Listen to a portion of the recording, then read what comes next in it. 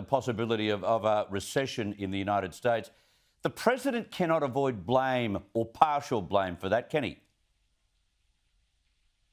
No, and the problem here is it's recession happening at the same time as inflation, right? What's known popularly as stagflation. That doesn't happen very often. And the problem is that the Federal Reserve only has one tool in their arsenal, which is dealing with interest rates as they're doing. But doing that in a vacuum, would be one thing. But doing it against a backdrop of the unchecked spending, the energy policy, energy being an input into everything that goes into the economy, all of that sits under the president's administration and Congress. And so looking at those things holistically, it's not a pretty picture. And that is something that the Biden administration and Congress are going to have to face coming into the midterms as well as in 24. Yeah. Now, this is a Joe Biden special. Annual arrests at the southern US border have exceeded 2 million for the first time ever.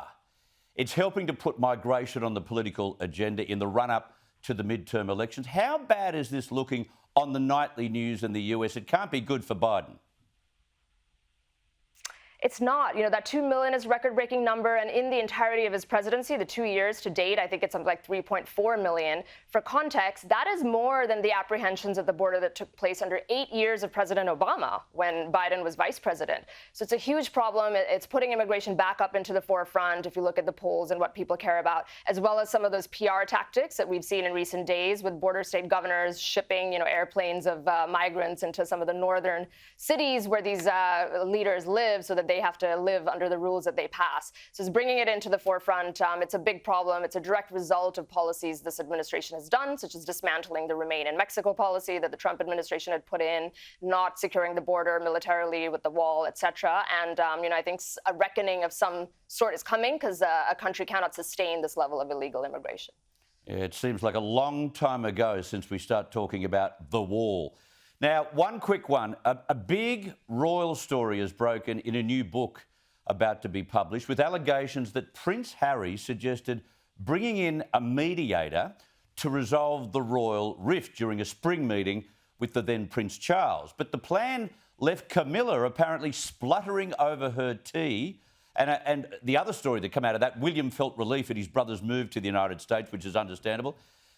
What do you think, Kosha? I think employing a mediator was not such a bad idea, although it may have come from Meghan, of course. Yeah, who knows? The best we can do is speculate when these things come out. I think, though, that it does show just how much the relationship has deteriorated between father and son, brother and brother, and that's sad. I think it makes everybody sad. And also from a judgment perspective, maybe tactically or practically speaking, a mediator could have added some value. But I don't think it's a good look if it shows that relations have frayed so much so that a father and a son can't have a conversation without a mediator. So, I don't think this looks well for Harry, but I really do hope that they can repair the relation to some level, especially in the wake of death in the family. Yeah, I think you're right. Kosha Gada, thank you very much for your time.